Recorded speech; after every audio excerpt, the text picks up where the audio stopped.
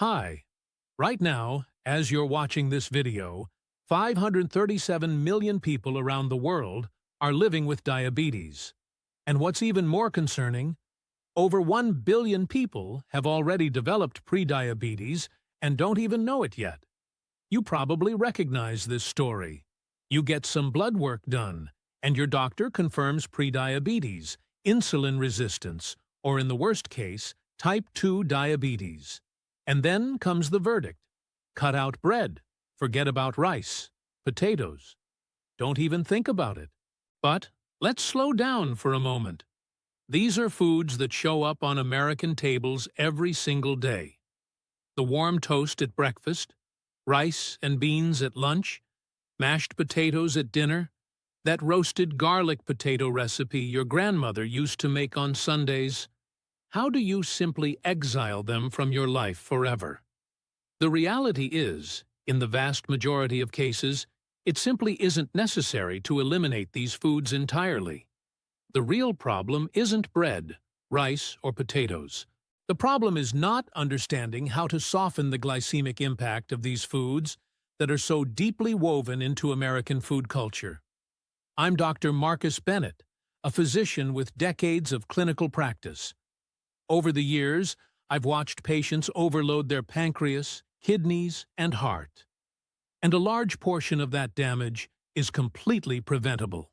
Today, I'm going to walk you through 7 practical strategies, backed by medical evidence, that can significantly reduce glucose spikes from these foods, simply by adjusting a few specific factors in the way you consume them. And the best part, you won't be sacrificing anything. You'll just be eating smarter. But before we continue, if this kind of content is useful to you, hit that like button, subscribe, turn on notifications, and share this with someone you care about protecting. And tell me in the comments, which of these 3 foods, bread, rice, or potatoes, gives you the most concern when you sit down to eat? I'd love to hear from you. Let's get into it. Why do glucose spikes matter so much? Think of your pancreas as a tireless worker who never gets a day off. Every time you eat fast-absorbing carbohydrates, glucose rises sharply in your blood. The pancreas responds immediately, releasing insulin to bring those levels back down. If that pattern repeats 3, 4, or 5 times every day for years on end, you end up developing what we call insulin resistance. Your cells progressively stop responding to insulin's signals. And here's the reality that tends to catch people off guard until it's too late. By the time you discover you have type 2 diabetes, you've already lost roughly half of the insulin-producing cells in your pancreas. Half, gone for good. They don't come back. There's another clinically significant process worth understanding here: glycation. This happens when excess glucose circulating in your blood literally adheres to the proteins in your body. You know how when you put sugar in a hot pan, it caramelizes, turns into that hard, sticky, dark brown substance? That's essentially what's happening inside your arteries, nerves, kidneys, and retina. They're caramelizing from the inside. This process triggers accelerated skin aging, arterial stiffness that raises blood pressure and cardiovascular risk, progressive kidney deterioration, peripheral nerve damage, and even vision loss leading to blindness. And once a protein has been caramelized, there's no reversing that damage. It's like toasting bread. You can't untoast it. The clinical goal is to convert that glycemic roller coaster into a smooth, controlled rise. Preventing these repeated spikes is one of the best long-term protections you can offer your body. Now, here are the 7 strategies that genuinely optimize your body's response. And this is worth noting. Well over 50,000 people have already applied at least one of these techniques and regularly share their blood sugar results with me. The pattern is consistent. CUCV strategy. 7. The quality of your fuel. Not all carbohydrates behave the same way in your body. The fundamental difference lies in the speed of metabolic combustion.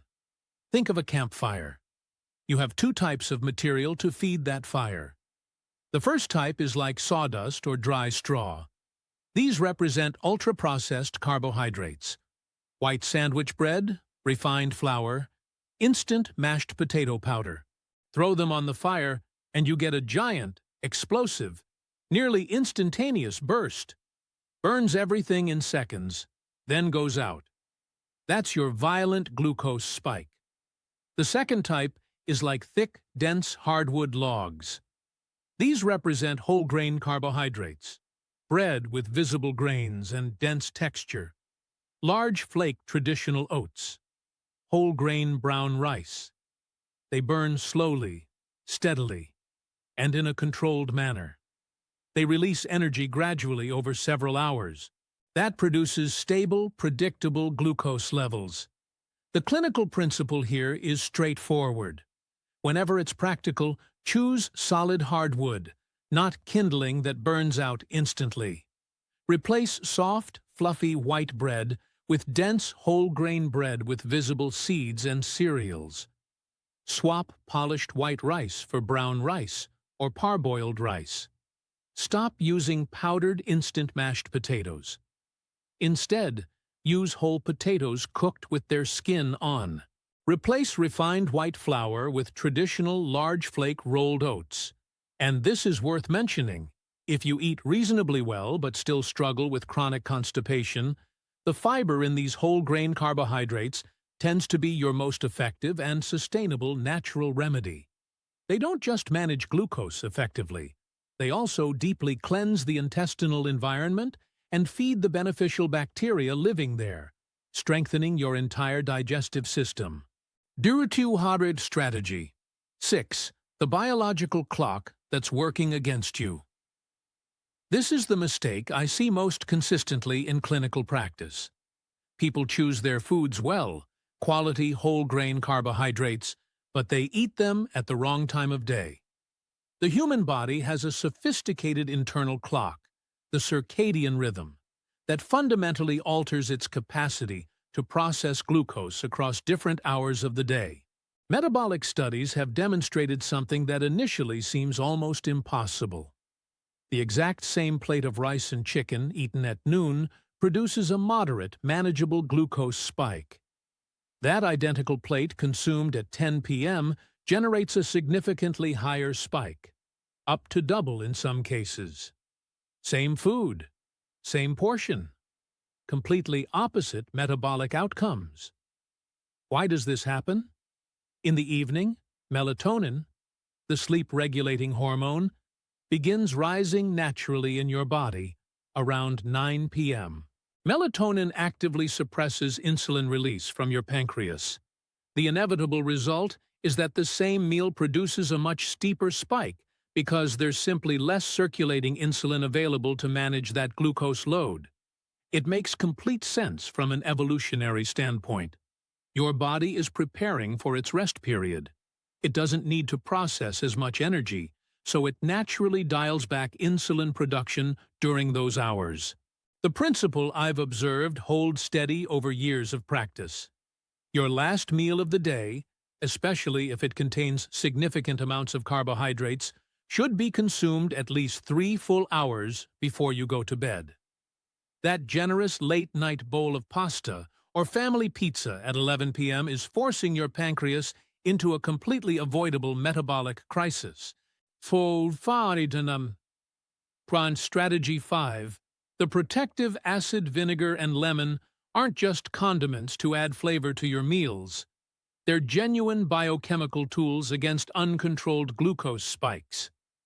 The acetic acid in vinegar and the citric acid in lemon act simultaneously on 2 separate fronts in your metabolism. First, they create what we call direct enzymatic blocking. In your mouth, there's an enzyme called salivary amylase, the first line of defense in breaking down starch directly into glucose molecules. Acid partially inactivates this enzyme from the very first contact. As an immediate result, the entire digestive process begins considerably more slowly, right from the start. Second, the acid creates a mechanical block at the stomach's exit toward the intestine. It significantly slows what we call gastric emptying, essentially like partially closing the outflow valve. Food stays retained in the stomach longer and is released into the intestine gradually, drop by drop, rather than that sudden strong surge that drives glucose up. And there's a third benefit that most people don't know. Vinegar acts directly on your muscles, increasing their natural sensitivity to insulin. In plainer terms, your muscles start responding more clearly to insulin's instructions to capture and clear circulating glucose from your blood. How to apply this practically? Option 1.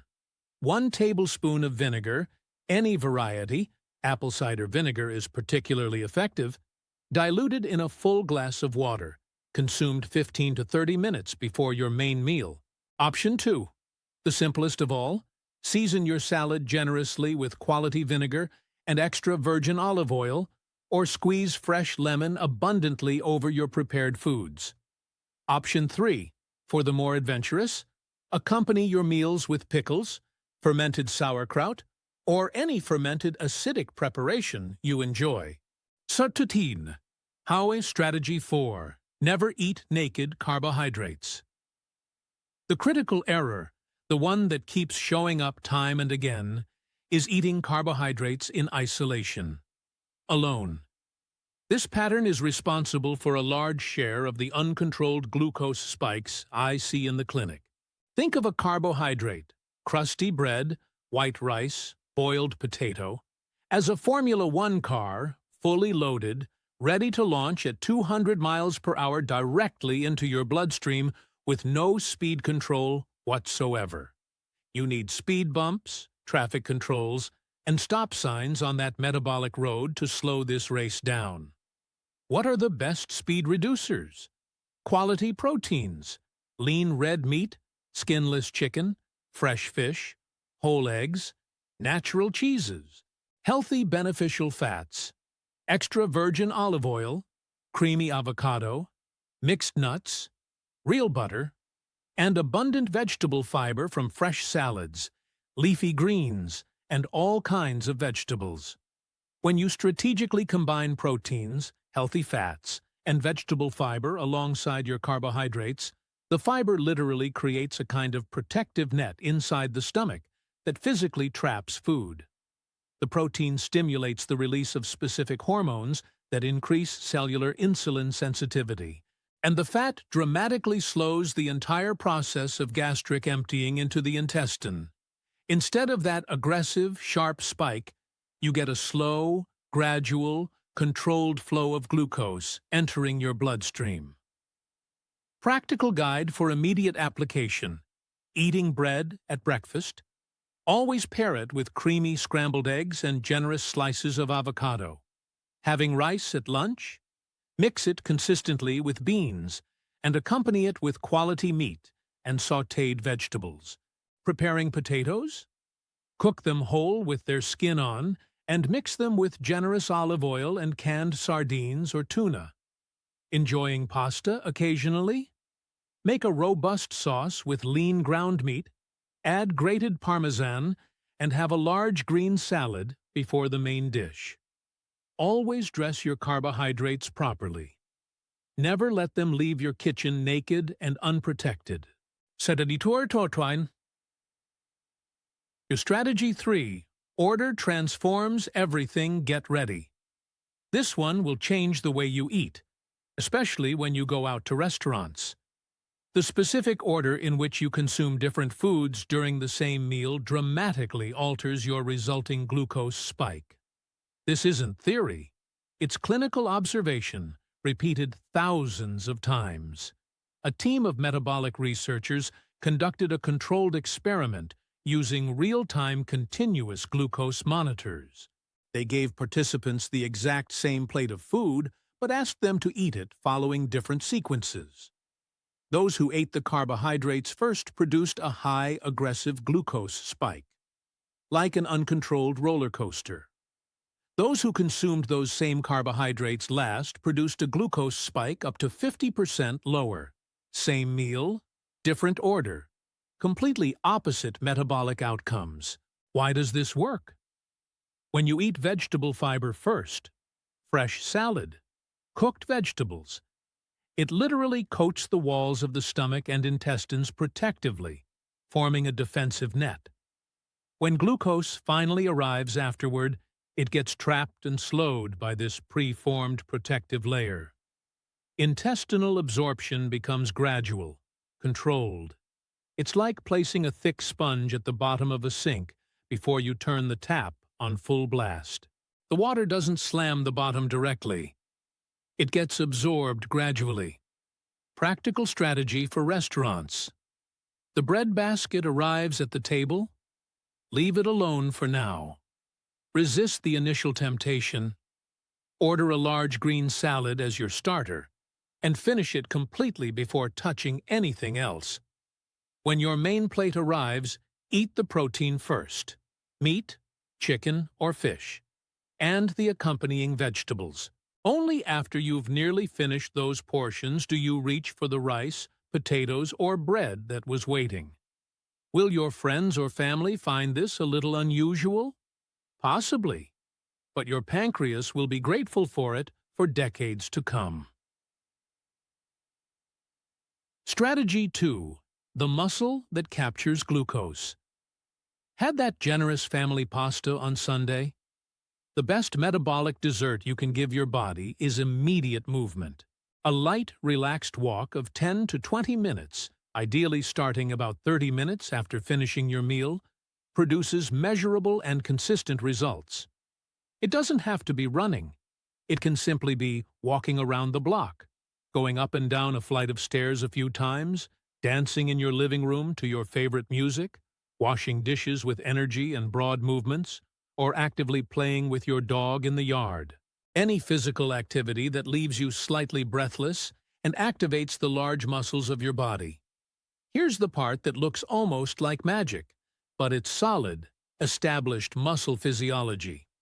When your muscles contract actively during exercise, they can absorb glucose directly from your blood without requiring significant amounts of insulin to do so. Think about what that means. You're literally creating a direct portal, a metabolic shortcut from your blood straight into the muscle cell, bypassing the need to depend on pancreatic insulin. This is especially significant if you've already developed insulin resistance. And it's worth mentioning this specifically. There's one muscle in your calf, the soleus, that functions like an industrial vacuum for circulating glucose. It works with particular intensity and effectiveness when you walk at a steady, consistent pace. Strategy 1. The science of the refrigerator. Now we've arrived at what I promised from the beginning, the most counterintuitive strategy of all, the one that most surprises people when I explain it in the clinic, and the one that literally transforms the internal chemistry of the foods you eat. It has a technical name, starch retrogradation, but I'll explain it as simply as possible, because once you genuinely understand it, it will permanently change the way you cook and plan your meals. The regular starch found in white rice, boiled potatoes, or cooked pasta, when heated through traditional cooking, gets digested quickly in your intestine and converted into rapidly absorbed glucose. But, and here's what's fascinating, if you cook these foods normally and then refrigerate them for at least 12 to 24 full hours, in other words, let them rest overnight in the cold, the molecular structure of the starch changes completely. It crystallizes and reorganizes, transforming into something entirely different. Resistant starch. And the real biochemical significance here is that this new type of resistant starch no longer gets digested normally in your small intestine. It passes through unabsorbed. It functions exactly like dietary fiber. It feeds the beneficial bacteria in your colon, and it doesn't convert to circulating glucose. The observable clinical result? You consume the exact same rice, potatoes, or pasta, but your body absorbs up to 40% less total glucose. Same food, radically different metabolic impact. And the best part, the thing that people genuinely struggle to believe when I explain it. You can fully reheat the food the next day. The resistant starch that formed and crystallized during refrigeration does not disappear or reverse when you reheat it. It remains stable. Step-by-step practical guide. Cook your rice completely normally. Let it cool to room temperature, then store it in the refrigerator for 24 full hours. Reheat it the next day, however you prefer, and enjoy it without concern. For potatoes, always cook them whole with their skin on. Refrigerate overnight, then prepare a cold potato salad, or reheat them as a side dish. For pasta, always cook it al dente, never overcooked. Let it cool completely and reheat it the next day with your favorite sauce.